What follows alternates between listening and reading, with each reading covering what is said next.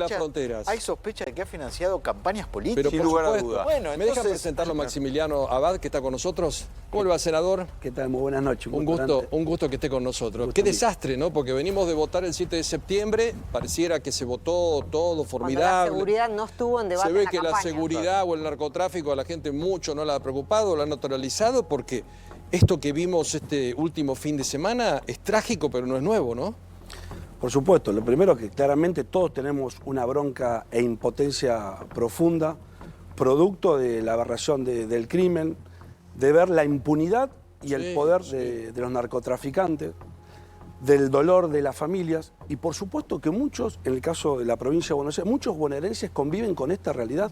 Permanentemente, ¿no? Claro. Por eso la palabra clave para mí es gobernabilidad, decisión política y gobernabilidad. Cuando ese agujero queda vacante, el narcotráfico se instala, ocupa territorio, lleva adelante muchas de las funciones eso hacen, ¿no? Cumplen roles hasta impuestos paralelos. Económicos, ¿no? El lugar que deja el Estado te lo ocupa el narcotráfico. Pero yo a mí me gustaría cambiar, empezar a sacar la palabra narcotráfico por crimen transnacional organizado.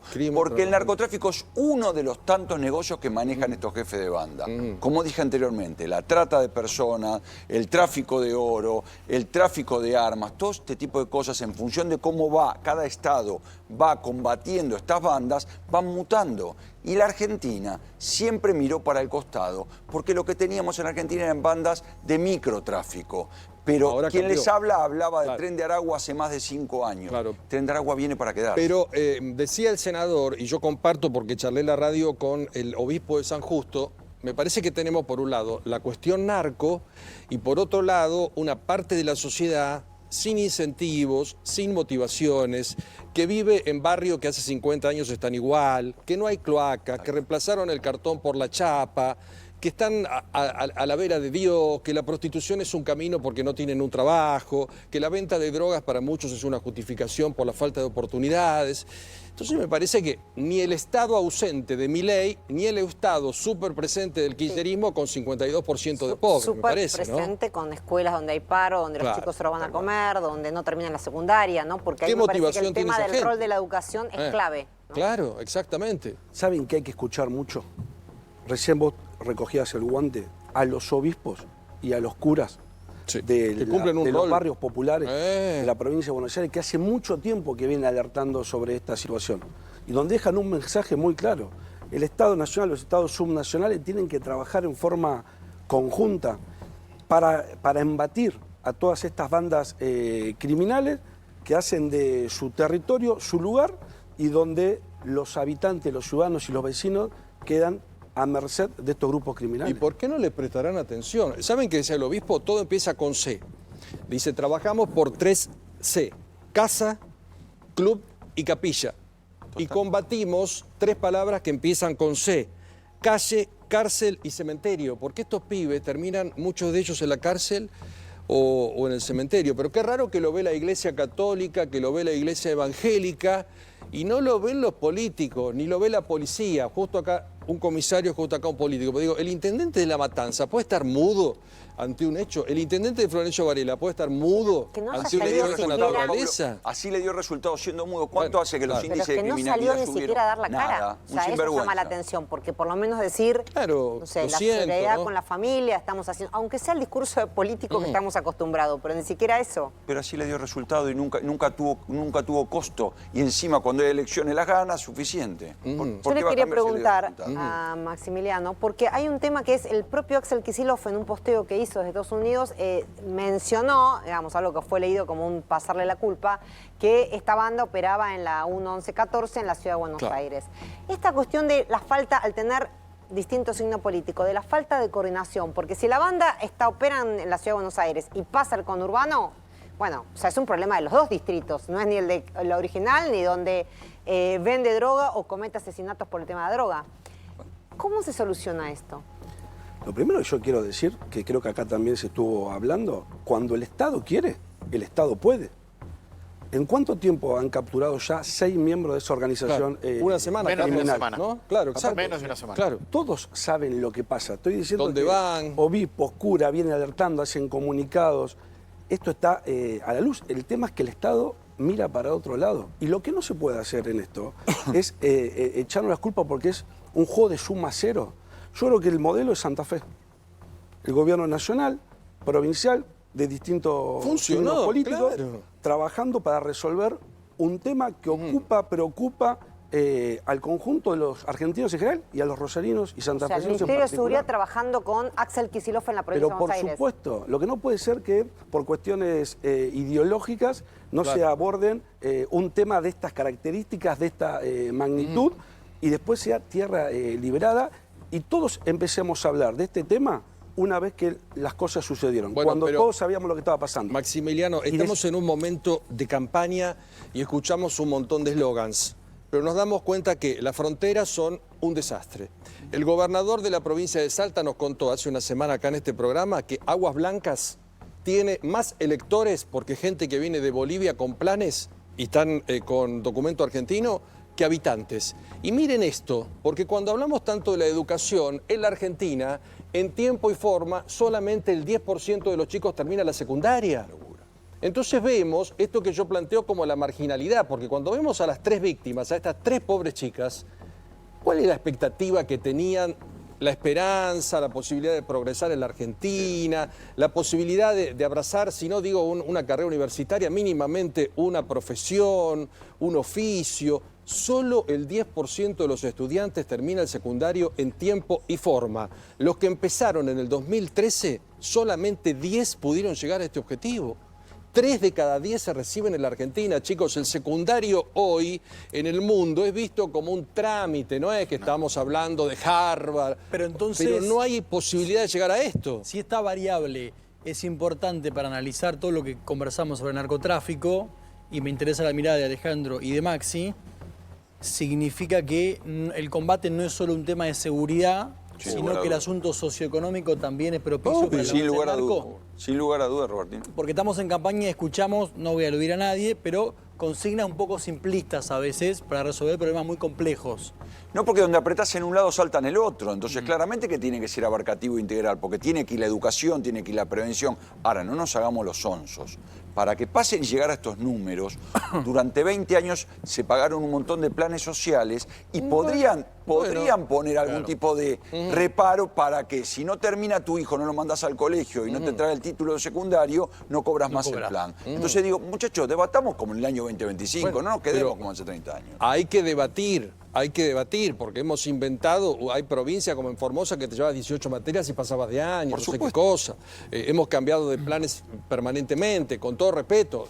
Muchos chicos van a alimentarse más que educarse a la escuela porque no tienen posibilidad de alimentarse en su propia casa. Entonces me parece que es un país que hay que darlo vuelta porque tiene un montón de problemas. ¿Cuánto hace que hablamos de la frontera, senador? Que es un desastre, que vamos a poner un cerco, que no vamos a poner un cerco. Se nos escapó un senador, un colega suyo con $200.000, no supimos nada. Aguas Blancas, más electores que habitantes. Entonces me parece que en algún momento se va a tener, como dijo la vicegobernadora de Santa Fe, tener mínimamente 3, 4 puntos donde todos los políticos digan, che, estamos de acuerdo en esto, ¿no? Sí, lo que está absolutamente claro es que hay muchos temas que no se han resuelto en la Argentina, que cuando se producen estas situaciones se ponen sobre la mesa y siempre creo que es una oportunidad de poder avanzar en la resolución de los temas. Claro. Porque hoy estamos hablando de una educación que está por el piso. Sí.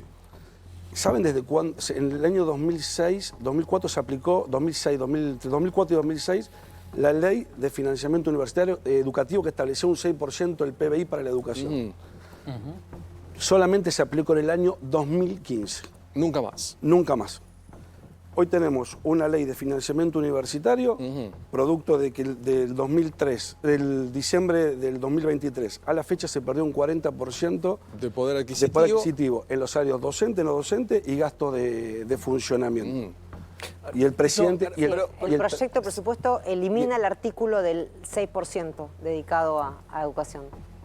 Por eso digo, es una... Claro. Lo que digo que es una consecuencia permanente de no tomar las decisiones, o tomando decisiones correctas, no aplicarlas, o no tomar decisiones correctas. Pero cuando nosotros hablamos de que la educación, todos los problemas son problemas de educación, porque todos los problemas son de educación, no invertimos lo que corresponde. pero tampoco actualizamos las currículas de acuerdo a la necesidad que hoy tiene el mundo en general y la Argentina en particular. Y no tenemos docentes preparados y capacitados para impartir la enseñanza en las aulas. Exacto. Entonces lo que digo, cuando hablamos de educación de calidad, son varias aristas que hay que tener en cuenta. Ahora, eso, como bien se decía acá, tiene que ser política de Estado. Exacto. En eso no nos podemos... Y no estar discutiendo todo esas cosas. El diagnóstico que usted dice sobre la educación, hace una semana estuvo en este canal el secretario de Educación Torrendel y le diría que dijo más o menos lo mismo o ¿no? Tiene un mismo diagnóstico.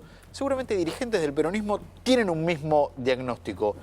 Con diferencias y matices hay grandes temas que en general la política concuerda en lo que hay que hacer. Ahora después no lo hacen.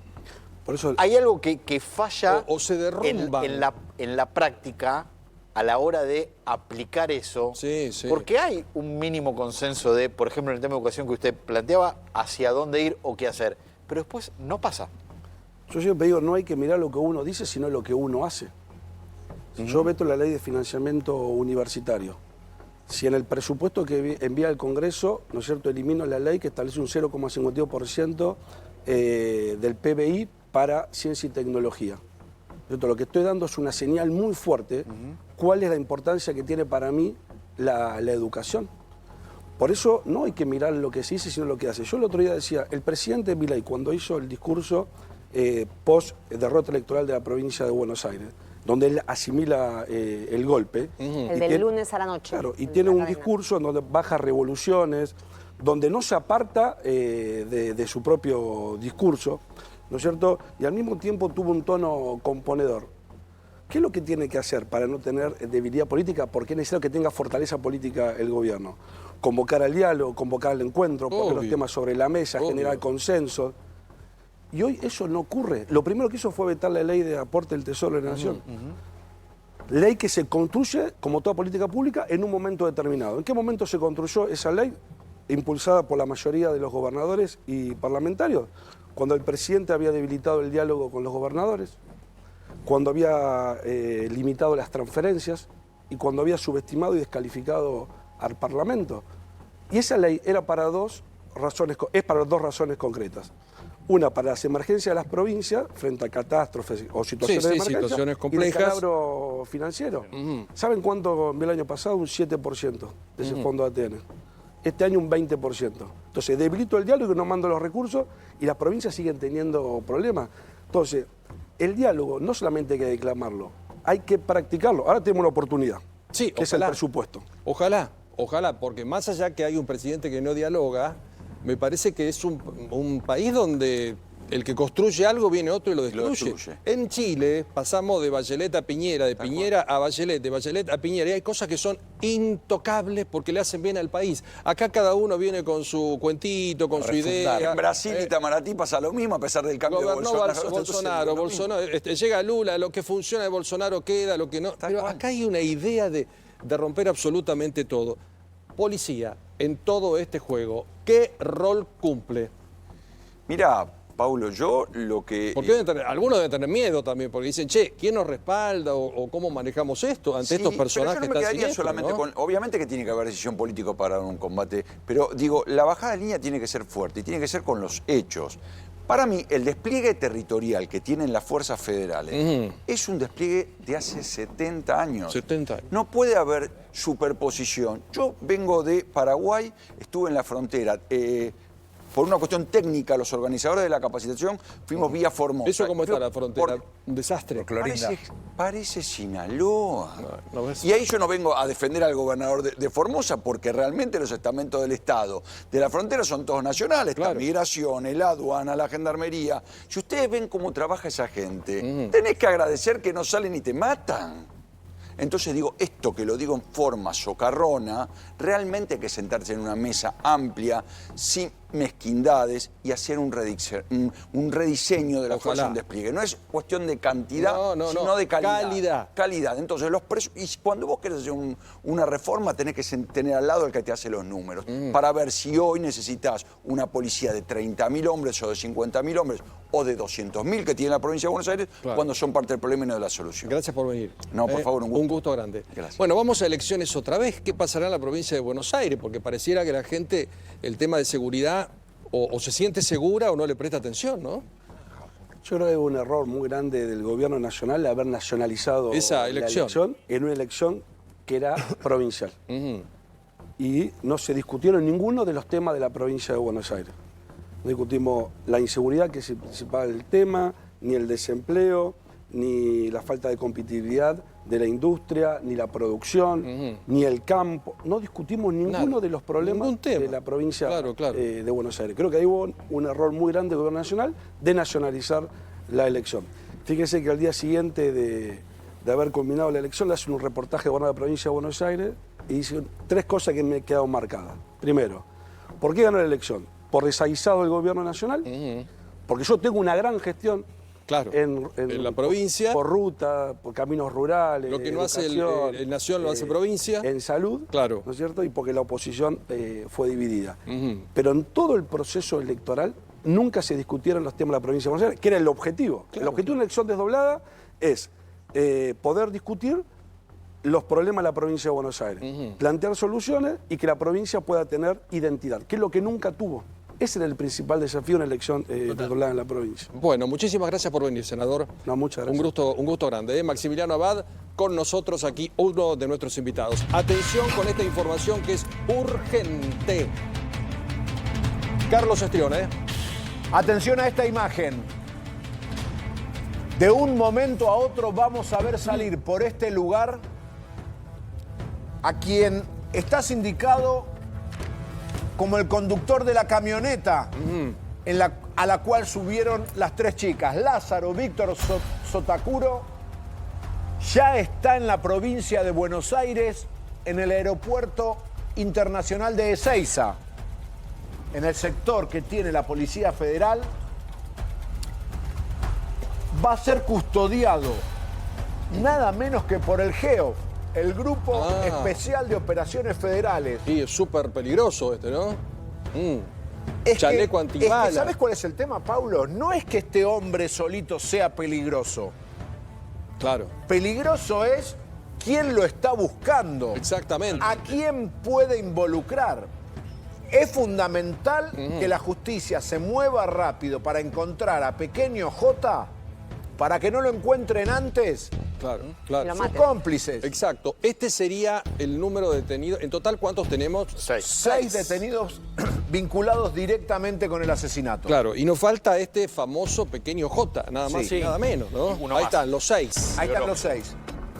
Matías Orozco también están buscando, ¿no? Exacto. Bueno, que es el... Mano derecha, Ladero. Osorio, perdón. Osorio. La mano derecha, que fíjate, un dato que les voy a dar.